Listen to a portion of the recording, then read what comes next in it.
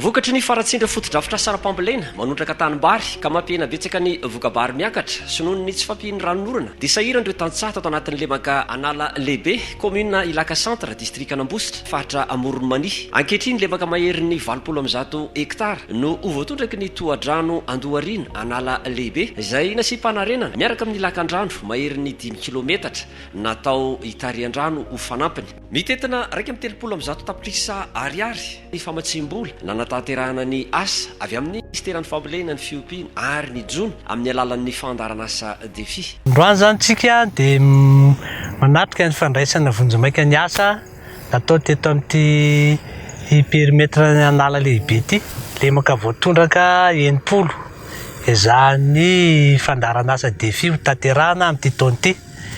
Izany moa dia fanatanterahana ny velirano filoham-pirenena, velirano fahasivy dia ny fahaleovantena ara-tsakafo.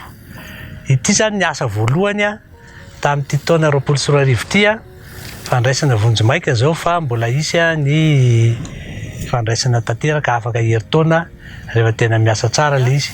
Manondraka tanimbary eo amin'ny 80 hektara ty apahany voalohany ity.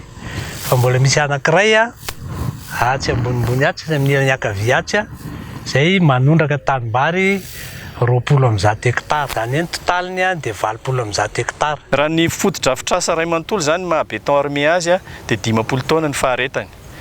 Fa ny vanina moa zany dia iny miankina amin'ny fikojakojana moa zany iny tanjona ho an'ny fandaran'asa DEFIS ato amin'ny faritra Fianarantsoa ny anitatra velaran-tany hatramin'ny 20 hektara ho amin'ny fambolem-bary. Ny tanjona apetraky ny fandaran'asa DEFIS zany izay manatratrarana an'ilay velirano fahasivy napetrakintsika. Manana tanjona anatratra velaran-tany eo amin'ny 20 hektara eo mahery ny fandaran'asa DEFIS FIRAISANTSOA amin'izay fotodrafitrasa fanondrahana zay.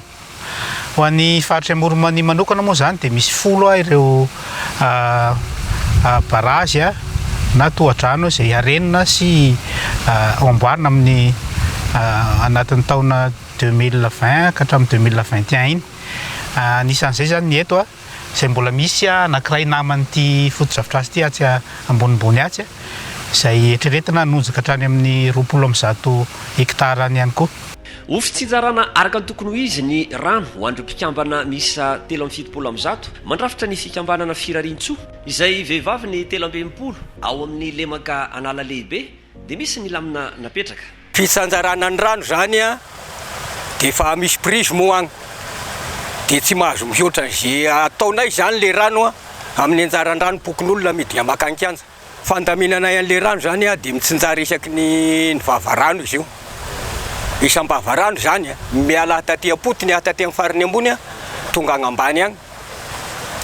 Dia arakaraky ny alehiben'le rano zany andro hitsinjarana an'le rano.